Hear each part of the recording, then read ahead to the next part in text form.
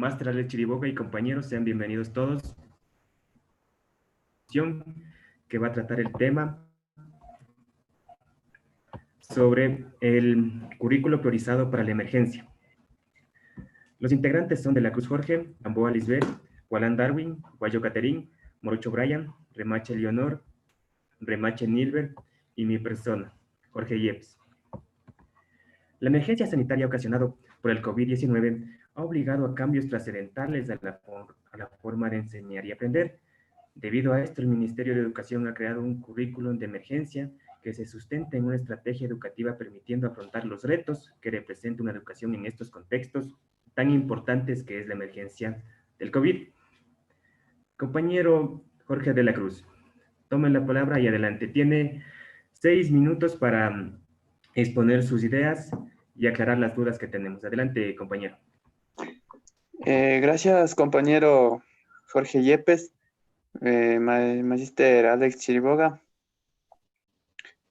Tomando en cuenta el tema mencionado por nuestro compañero, podemos decir que el Ministerio de Educación tiene la responsabilidad en el cual garantiza el cumplimiento que establece lo que es el derecho a una educación,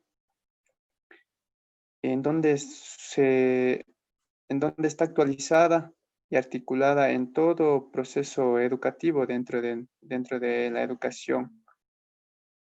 En el sistema podemos mencionar las cuales son sus niveles, subniveles y ofertas ordinarias. Entre ellas también tenemos lo que es las ordinarias y las extraordinarias y las modalidades. El Ministerio de Educación ha creado un plan educativo donde tiene como tema Aprendamos Juntos en casa, que se sustenta en una estrategia educativa para que permita afrontar los retos que se representa en una educación, ya sea en contextos de emergencia, las cuales se caracterizan por promover lo que es un proceso de enseñanza y aprendizaje autónomo. Entonces, de esta manera permita un desarrollo de una manera presencial o semipresencial, ya que ésta sea aplicable. Las diversas ofertas educativas y necesidades de aprendizaje según los contextos se priorizan en lo que es la capacidad de desarrollar las habilidades para la vida que ayuden a un desarrollo intelectual y personal de cada uno de nuestros estudiantes. Se especifica también en lo que es en la guía de un desarrollo humano, la cual ayude a una capacidad de captación a la incertidumbre, el desarrollo del pensamiento crítico y el análisis y la argumentación considerando diversas perspectivas. Dentro de lo que es la educación también influye lo que es la comunicación empática, la cual es una toma de decisiones en el trabajo colaborativo y en el manejo de las tecnologías, haciendo énfasis en lo que es la contención emocional de los estudiantes y sus familiares quienes están dentro de su alrededor. De esta manera podemos decir que el Ministerio de Educación toma énfasis en lo que es el proceso educativo, donde ayude a lo que es al mejoramiento de, ya sea de conocimientos, estrategias que sean útiles dentro de su desarrollo intelectual, dentro de su desarrollo personal y por ende también hacia su desarrollo profesional. Sin nada más que decir, doy la palabra a mi compañero Yepes. Gracias.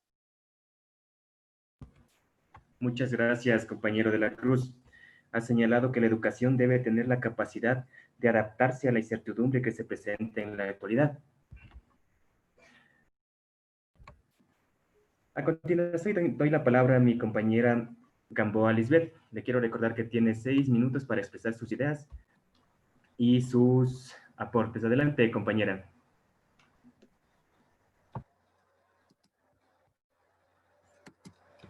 Buenos días, Máster Alex Chiriboga, compañeros panelistas.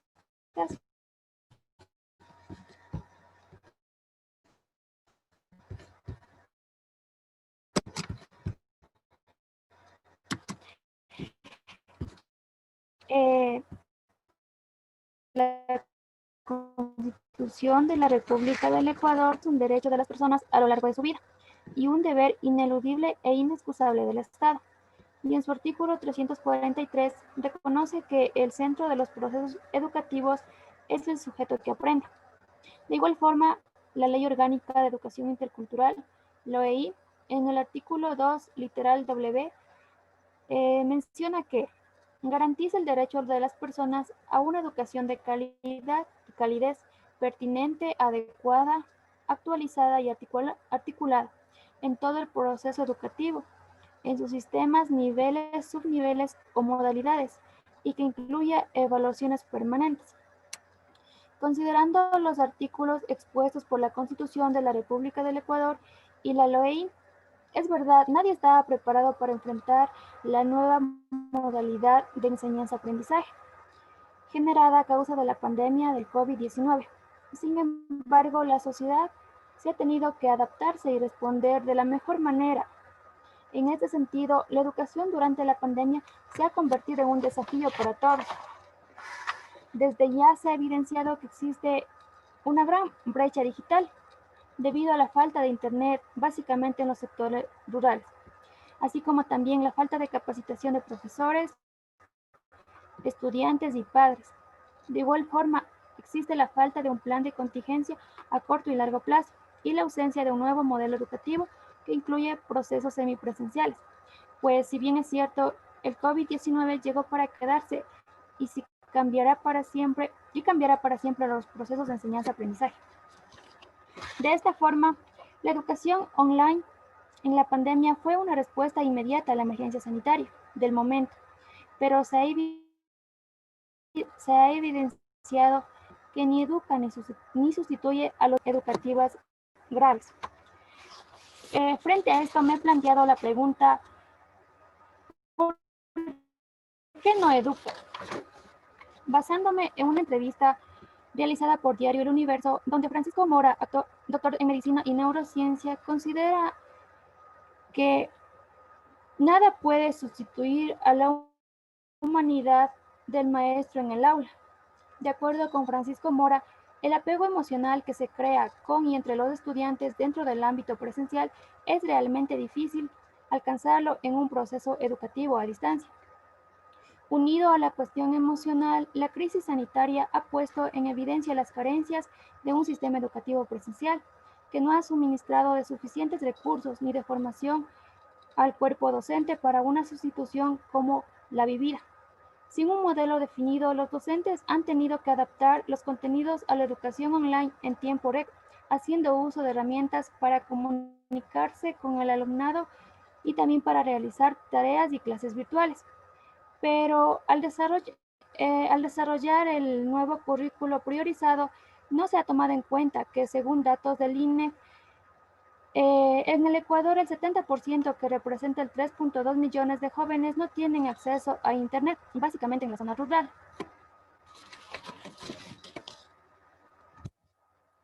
De igual forma, para el desarrollo del currículo priorizado, se ha tomado en cuenta los principios para el desarrollo del mismo,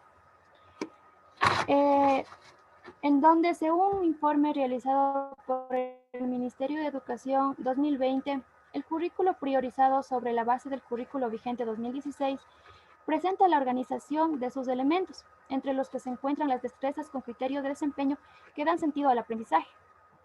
De acuerdo con el Ministerio de Educación 2020, significativo y brinda a los estudiantes la oportunidad de ser más eficaces en los conocimientos adquiridos aplicándolos en la vida cotidiana. Así, este nuevo enfoque indica que el actual proceso de enseñanza-aprendizaje debe abordarse desde cada una de las áreas de conocimiento de tal manera que pueda responder a los problemas que día a día se presentan. Gracias.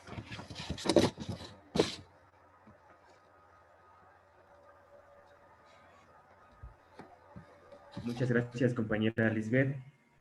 Ha señalado que la educación se ha convertido en un reto y que ha creado una brecha entre los estudiantes que poseen recursos tecnológicos y los que no. También ha dicho que nada puede reemplazar la interacción alumno-maestro. Además, ha recalcado que el 70% no tiene acceso a Internet en el área rural. Es decir, que la mayoría de nuestros estudiantes en el área rural están retirándose de la educación. Quiero dar la palabra a mi compañero Darwin Gualán. Adelante, compañero.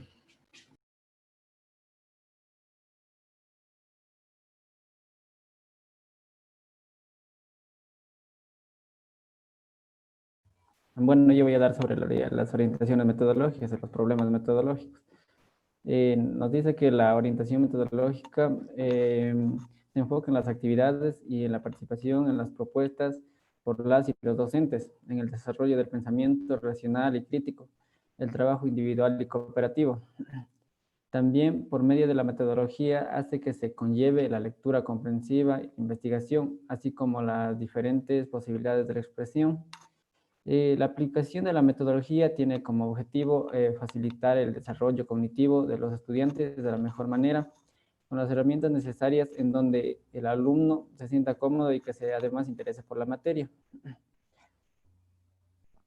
Y la orientación metodológica se enfoca en 4 partes: fomentar el objeto, se asegura y el aprendizaje.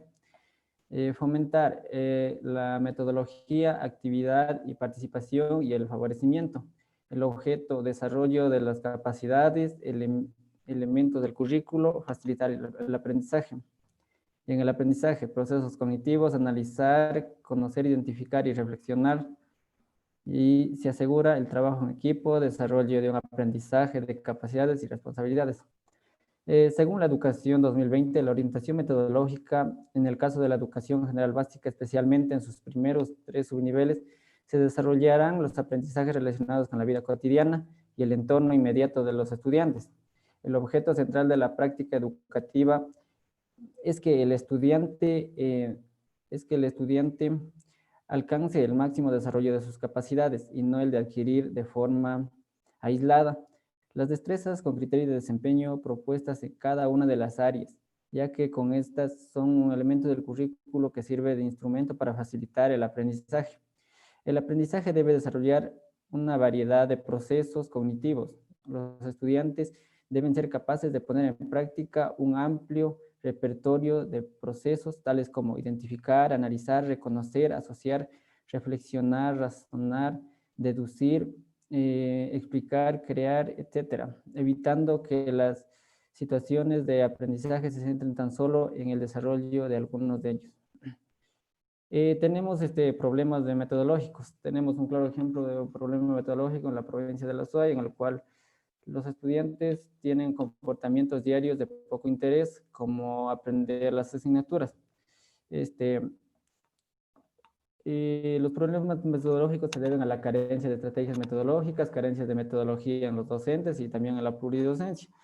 En las carencias de estrategias metodológicas tenemos que en él prevalecen las tradicionales como lectura, subrayado, dictado, y además los contenidos son muy extensos y priorizan el memorismo como forma de lograr los aprendizajes. En la carencia de metodología en los docentes, en él existen métodos innovadores que fomenten el uso de organizadores gráficos, análisis de casos, resolución de problemas, aprendizajes colaborativos o proyectos, entre otros. En la pluridocencia dice que se basa en que un clases a 3 o más años en una sola aula, en el cual se ve que tiene un equipamiento pedagógico escaso.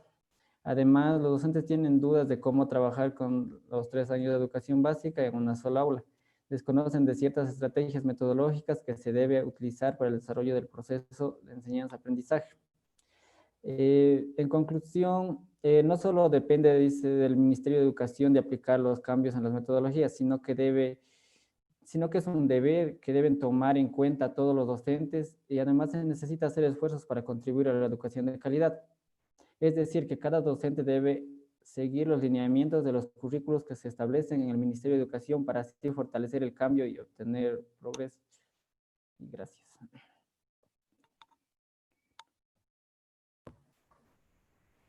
Gracias, compañero Gualán. Ha señalado que la metodología no está adaptada para estas emergencias dadas por el COVID-19. También ha dicho que se está adquiriendo destrezas deficientes.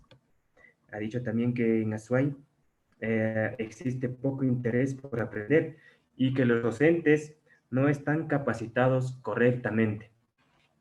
Terribles fallas. A continuación doy la palabra a Guayo Caterín. Adelante, compañera.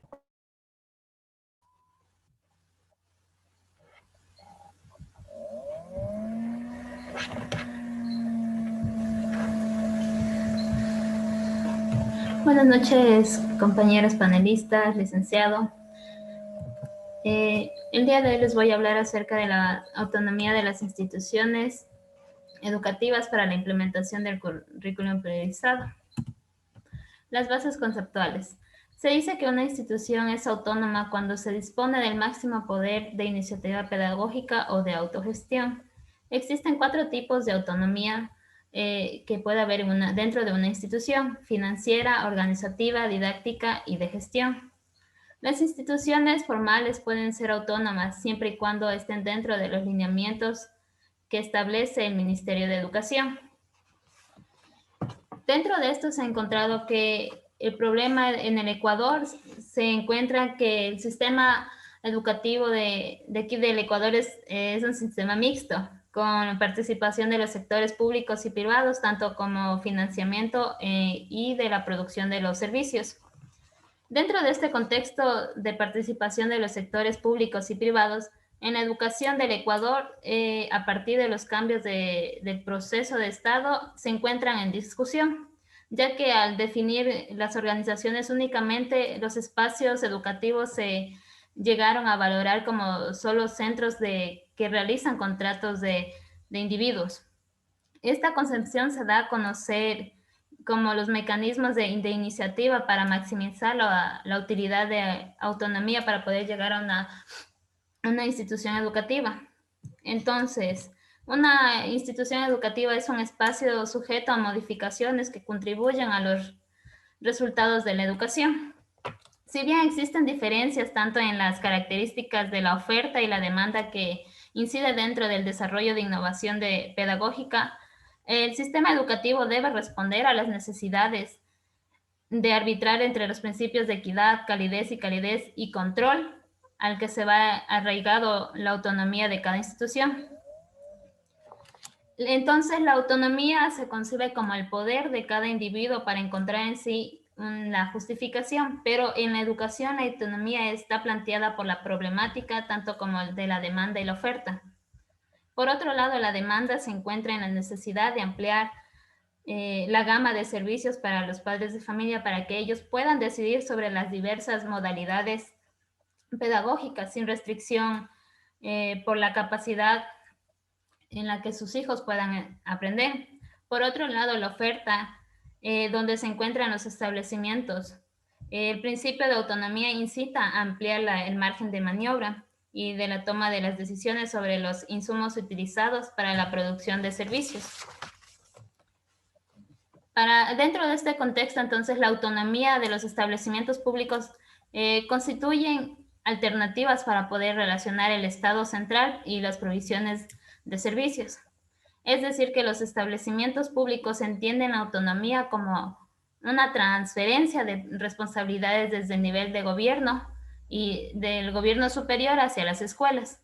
Esta está acompañada de los recursos necesarios para que se lleve la ejecución.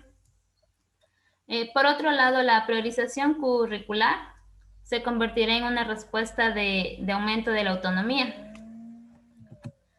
Aquí tenemos el avance hacia una mayor autonomía. El PI es la base de la institucionalidad y punto de referencia, obligatorio para las actividades de cada institución educativa. El currículum priorizado responde a las necesidades, intereses y entornos de aprendizaje.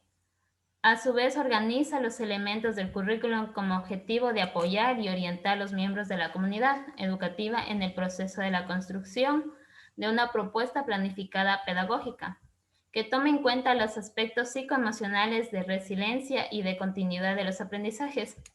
Ambos juntos los componentes que dinamizan el funcionamiento de cada institución educativa y la gestión de los actores educativos.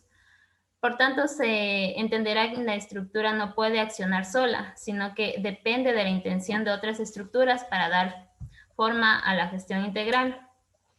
Entonces decimos que la priorización curricular da como resultado la unión de la diversidad educativa para poder suplir aquellas necesidades que pueden surgir. Todo esto debe estar acompañada por un plan educativo que se enfoque en la realidad que está viviendo cada institución, el rol que tiene cada institución y los docentes que están dentro de este escenario, por lo cual es fundamental diseñar y ajustar el plan de estudios con las nuevas metodologías de enseñanza.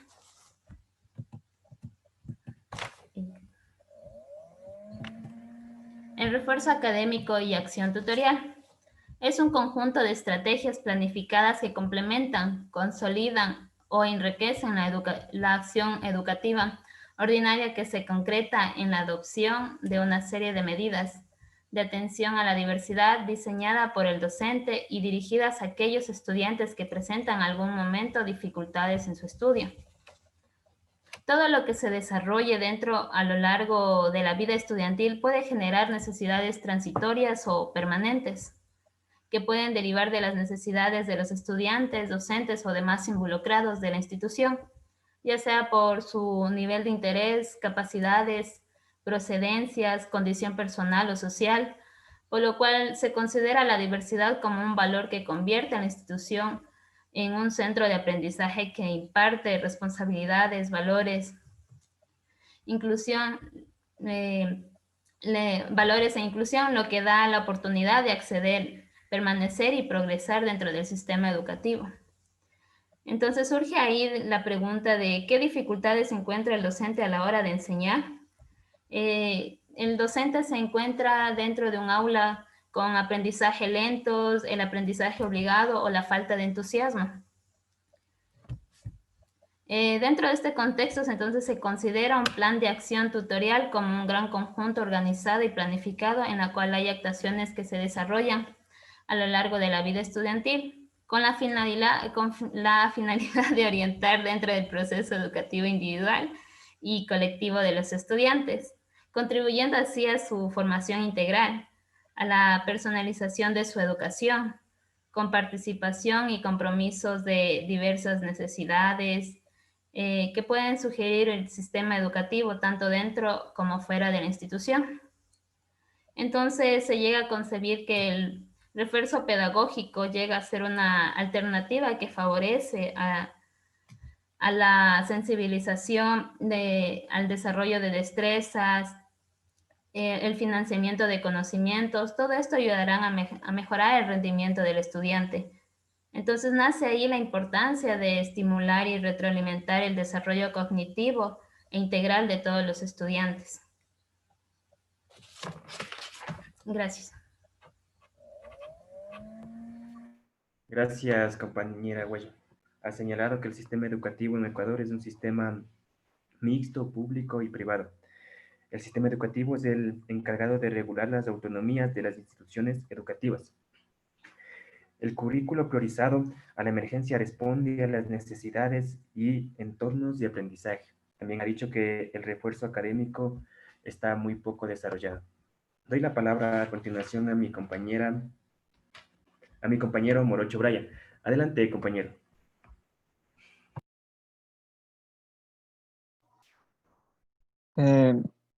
Buenas noches, compañeros panelistas. En este caso yo les voy a hablar del papel de la familia con este nuevo currículo priorizado que se ha tomado en cuenta debido a la pandemia.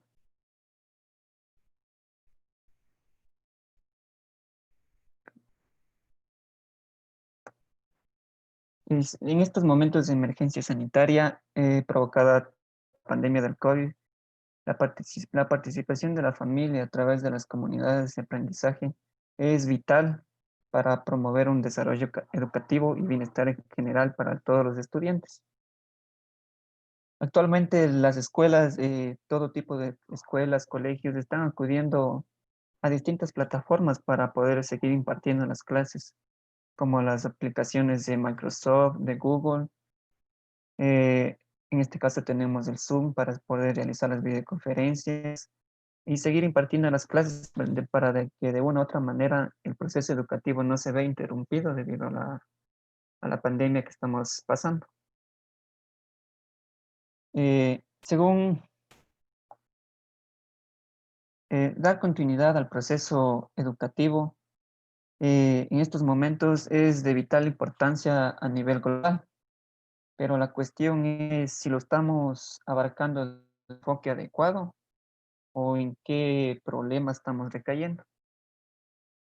Según el Banco Interamericano de Desarrollo, en algunos países del mundo la educación ha recaído sobre los padres de familia como responsables directos del proceso educativo. En muchos hogares se están utilizando distintas tecnologías digitales para poder para poder seguir adquiriendo conocimientos, de manera que se encuentren interactuando docente, estudiante y padres de familia. También se están utilizando distintas herramientas como las TICs, pero estos avances en el aprendizaje nos dejan mucho que decir, ya que en el momento en que algunas personas no requieren acceso a estas tecnologías, es ahí donde se está produciendo una brecha en este nuevo modelo educativo.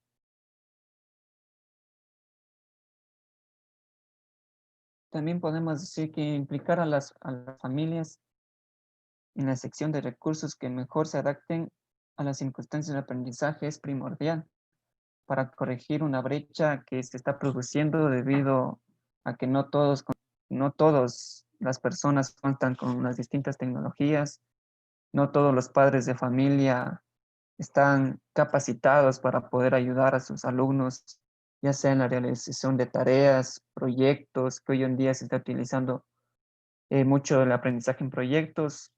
Es por eso que se está produciendo una brecha. Entonces los padres, al ser, están adquiriendo están adquiriendo un papel fundamental en en este nuevo proceso de aprendizaje.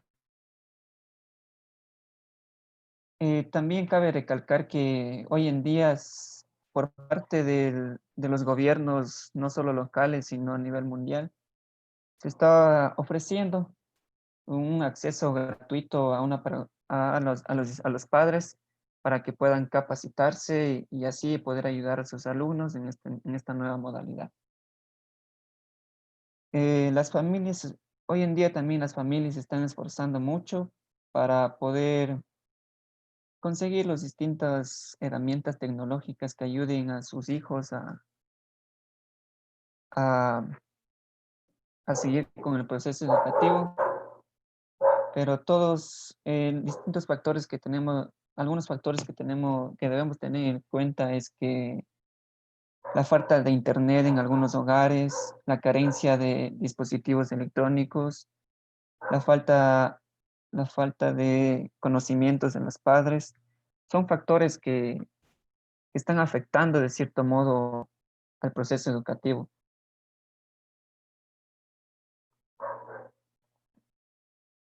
También hoy en día resulta primordial, a pesar de la pandemia que estamos viviendo debido al COVID-19, creo que hoy en día todos los gobiernos se han puesto de manera como meta ayudar continuar con el proceso educativo, que va a ser primordial para asegurar a sus alumnos y a las familias, brindar un apoyo y opciones para seguir en el aprendizaje durante este confinamiento.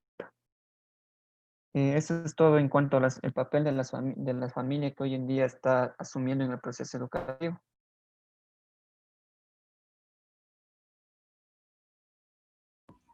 Muchas gracias, compañero Morocho. Ha señalado que los padres de familia se han convertido en actores directos de la educación de nuestros niños. Además, ha dicho que los países están capacitando a los padres, cosa que aquí creo no se ve todavía. Bueno, a continuación doy la palabra a mi compañera Leonor Remache. Adelante, compañera. Gracias, compañero. Buenos días, máster Alex Chiriboga y compañeros panelistas. Eh, Cabe recalcar que ya le comparto la pantalla.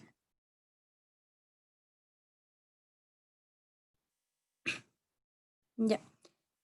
Cabe recalcar que con el currículo vigente que estaba antes de la pandemia, estaba organizado por áreas de enfoque disciplinario.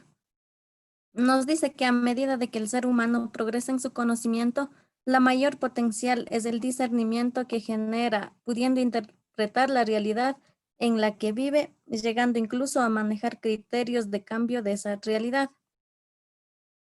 ¿Qué quiere decir con esto?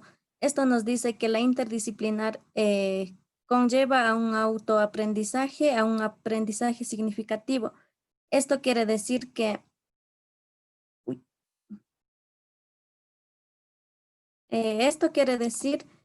la interacción entre el docente y el alumno.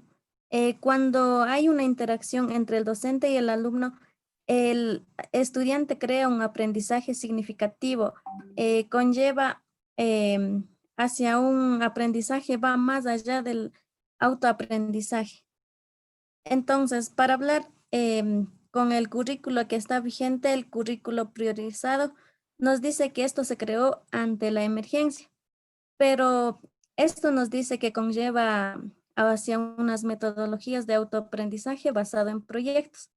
Nos dice que promueve la capacidad creativa, la imaginación, la resolución de problemas, así como el desarrollo de habilidades de comunicación oral, comprensión de texto. Cabe recalcar que así como tiene sus puntos positivos, tiene sus puntos negativos, entre las cuales encontramos sus diferentes causas. En este caso nos dice que el proceso de enseñanza-aprendizaje no tiene una correlación alguna. También nos dice que no tiene una secuencia lógica dentro del desarrollo de las destrezas. Esto quiere decir que no es más que suficiente con enviar las guías a los estudiantes, entienda o no entienda. Eso no lleva al desarrollo de las destrezas. También en este caso, los padres de familia no estaban capacitados para cumplir el rol del docente. No todos contaban con recursos suficientes para recibir clases virtuales. El currículo también no estaba preparado, como decir, para responder a este tipo de situación. Esto tiene como resultado hacia un aprendizaje fraccionado que no es coherente por las disciplinas.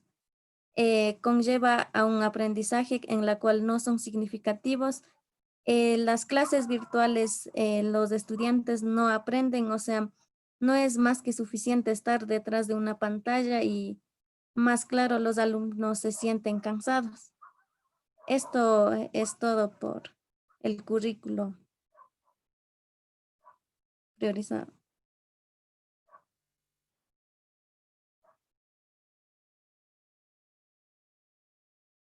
Gracias, compañera, por favor. A continuación voy a dar la palabra a Nilber Remache. Adelante.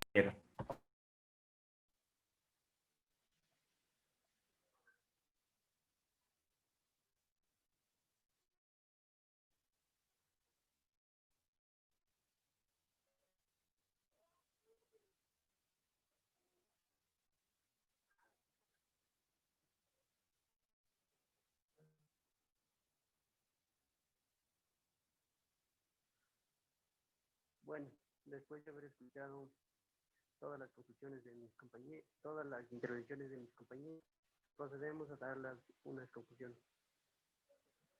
El currículo priorizado para la emergencia promueve el desarrollo de habilidades para la vida, como la capacidad de adaptación a la incertidumbre, el desarrollo del pensamiento crítico y el análisis y la argumentación. También presenta falencias que se ha visto debido a que es un currículo que está basado en temas de aprendizaje que no tienen relación alguna. Además, no siguen una secuencia lógica contrastado con la realidad de muchas familias pobres que no tienen recursos para acceder a esto. En este caso estamos hablando de la tecnología, orillando a muchos estudiantes a desertar de sus escuelas, ya que este currículo no presenta alternativa secundaria para los estudiantes que no poseen recursos tecnológicos, convirtiéndolo en un currículum cerrado y excluyente. Se ha evidenciado la importancia de la familia en el proceso de educación de sus hijos, ya que son ellos los responsables y los colaboradores directos de elegir las mejores opciones, los recursos que se acoplen a las circunstancias de aprendizaje, además de compartir conocimientos con sus hijos, ya que ellos se han convertido en figuras de apoyo y confianza en la educación de sus hijos e hijas, por lo que se deben actuar de forma creativa, ayudándolos a desarrollar habilidades y destrezas para enfrentar los problemas que la sociedad se presenta. Muchas gracias.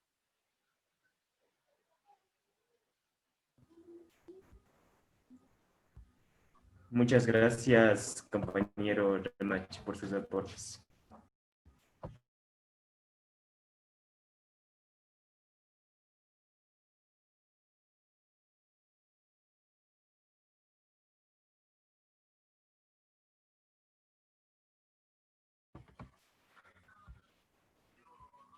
Gracias, compañeros, por sus aportes, por sus intervenciones que han sido de mucha utilidad para conocer acerca de los problemas que tenemos del currículum priorizado a la emergencia.